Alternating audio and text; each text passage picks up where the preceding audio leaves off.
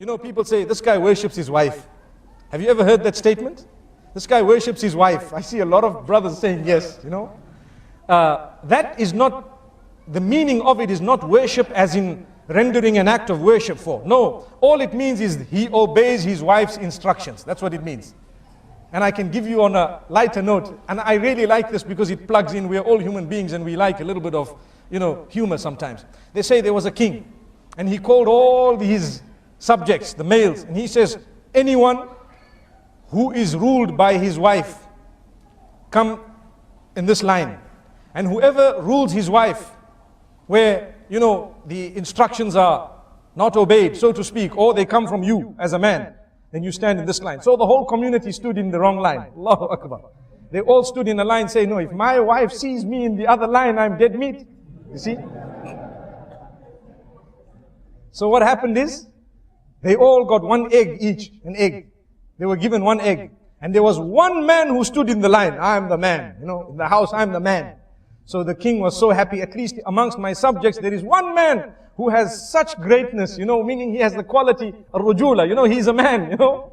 So now the king gave him a horse, brown horse.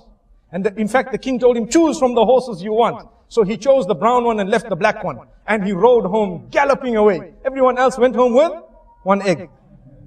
So when he got home, his wife, he looked at her and says, do you know what? She says, what? Today I got a horse because I'm the boss. You see?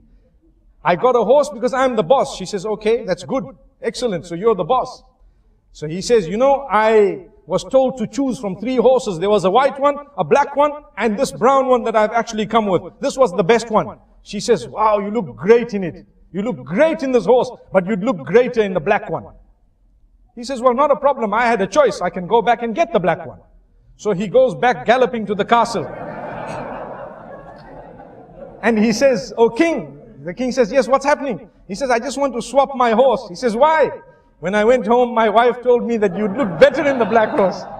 The king says, no problem. He took the horse and gave him one egg. Allahu Akbar. So, the moral of this story is obedience. We're talking of obedience. People say you worship someone when you obey them. You know, people say this man worships his wife because he obeys. Wallahi, we don't even understand that the example of Allah is higher. We can never ever equate Allah with any human being. But we need to know that ibadah of Allah subhanahu wa ta'ala is also connected to obeying His instructions.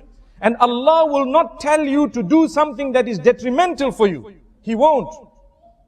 Whatever Allah has instructed you to do, and whatever He has asked you to abstain from, all of that is for your benefit, oh man. Why is it that we want to look at it and think that this is very difficult when, if someone were to tell us to do something that is not beneficial for us, because we love them, we might end up doing it. Why is it that we don't show higher love for Allah subhanahu wa ta'ala?